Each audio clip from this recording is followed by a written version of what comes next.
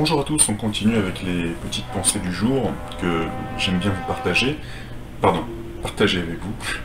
Et on n'a pas toujours le temps forcément d'approfondir, de faire des vidéos complexes avec des montages qui durent plusieurs jours. Donc, simplement, voilà, j'ai souvent des pensées comme ça qui me viennent chaque jour. Donc, allons-y. Le but est de soulever des questions chez vous.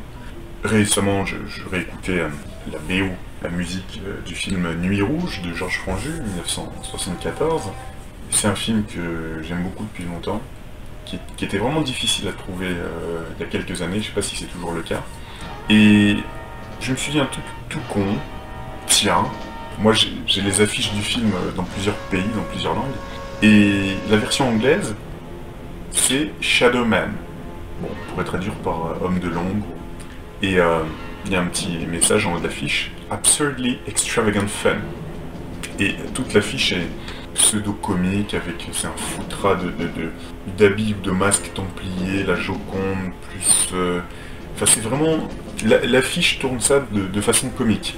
Par contre, si vous voyez l'affiche française, Nuit Rouge, le nouveau Franju, avec une cagoule rouge qui est au-dessus d'une ville, comme ça, un peu comme... thématique de peur sur la ville. En allemand, c'est Der Mann ohne Gesicht, l'homme sans conscience, je sais pas. Faudrait regarder, je me souviens plus. Et l'affiche est tournée un petit peu genre polar, James Bond, mais sérieux. Et juste une question bête. Pourquoi, lorsqu'ils ont distribué le film, ils ont décidé de tourner la chose comme quelque chose de comique pour le marché anglais ou anglo-saxon? C'est une bonne question, ça. Alors, bien sûr, on peut se dire, première possibilité, le distributeur en Angleterre a visionné le film et s'est dit, bon, c'est un nanar, enfin c'est un semi-nanar, il y a des situations un peu ridicules sur le marché anglais, je pense que les gens rigoleront plutôt, donc on va prendre on va commercialiser ça, genre c'est un film un peu comique. Un peu aventure, comique, vous savez, il y avait des films anglais comme ça, les Chevaliers de la Table Ronde, là où je sais plus comment ça s'appelle. Qui parlaient d'ailleurs de choses assez profondes, parfois sur le Graal, les Templiers, etc., mais sous un trait comique. Donc c'est une première possibilité, bien évidemment. Et force est de constater, moi j'adore ce film, oui, c'était donc un Franju sur la fin de sa carrière qui a fait ça, avec assez peu de moyens. Moi je trouve que ça a un charme désuet incroyable, mais oui, certaines situations sont un peu exagérées, c'est vraiment très vintage, le rendu. Mais la grande question c'est, est-ce que Franju lui-même, il avait de l'humour sur sa propre filmographie, sur ses propres films? C'est-à-dire, est-ce qu'il avait cette distance par rapport à ce qu'il faisait, et qu'il était conscient de l'humour involontaire qui était présent? Je suis pas du tout sûr. Faudrait que quelqu'un nous dise s'il avait cette distance. Mais on parle quand même de choses sérieuses, le film semble nous dire qu'il y a des Templiers dans Paris, du moins à l'époque, qui se réunissent dans des caves, etc., qui dirigent un peu le sort de l'humanité, et qui veut notamment développer des hommes robots qui sont prêts à assassiner ou à faire n'importe quoi, puisqu'ils n'ont plus de conscience, quoi. Donc, il y a quand même des choses sérieuses qui sont... Ça nous parle aussi un peu du trésor des Templiers. Il y a des choses sérieuses qui sont abordées. Et la deuxième possibilité, pour laquelle il eût été décidé de la jouer style comique pour le marché anglais, est-ce que ce serait peut-être pour ne pas donner de mauvaises idées aux jeunes Anglais à l'époque, sur certains sujets qui peut-être... Alors, ça voudrait dire, est-ce que les néo-templiers, etc., sont très présents en Angleterre? C'est ce que ça voudrait dire.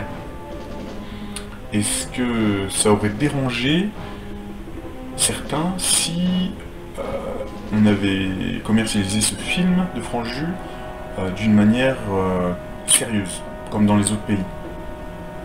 Et si c'est le cas, ça veut dire que faut davantage marcher sur des œufs sur le marché anglais. Donc ça voudrait dire que ces gens-là, qui soient très bien cachés ou pas, ou que ce soit un secret polichinelle, je sais pas, en Angleterre, ça voudrait dire qu'il y a plus de néo-templiers qu'on ne croit et qui prennent toutes ces choses-là très au sérieux. Ce qui tendrait aussi à expliquer le succès de... Ah voilà, j'ai retrouvé le nom. Des Monty Python, qui faisaient passer tout un tas de sujets occultes, mystérieux et parfois vrais, sous des traits comiques. Mais il faut pas oublier que dans les Monty Python, je crois que le principal réalisateur, c'était Terry Gilliam. Et Terry Gilliam, quand même, il a un regard assez critique sur la société. Hein. Il a fait Brésil, si je ne me trompe pas, et d'autres films. Donc l'idée était de faire passer des messages sérieux, mais sous des traits comiques. Et là aussi, le pourquoi de ce phénomène. Pourquoi? Donc voilà, c'était ma petite pensée du jour. Je vais essayer de vous mettre l'image, l'affiche du film, version anglaise, et celle de un ou deux autres pays, pour que vous voyez la différence quand même. Parce que Nuit Rouge, c'est pas vraiment un film fun, marrant, genre... c'est marrant de façon tellement extravagante, hein, nous dit l'affiche du film en version anglaise. Ouais. Alors peut-être si on nous le dit avant, peut-être qu'on va rigoler, mais non. Moi je rigole pas trop quand je le vois. Voilà. Et ça me rappelle aussi, attendez, un autre film. Vous allez faire vos petites recherches parce que je vous dis tout ça de mémoire. Un film avec Eric et Ramsey. C'était quoi comme titre? Je vous laisse chercher. Autour de 2010 par là. Et ça se passait aussi à Paris, enfin dans des quartiers un peu blédards, tout ça. Peut-être dans le 18e arrondissement, je sais pas.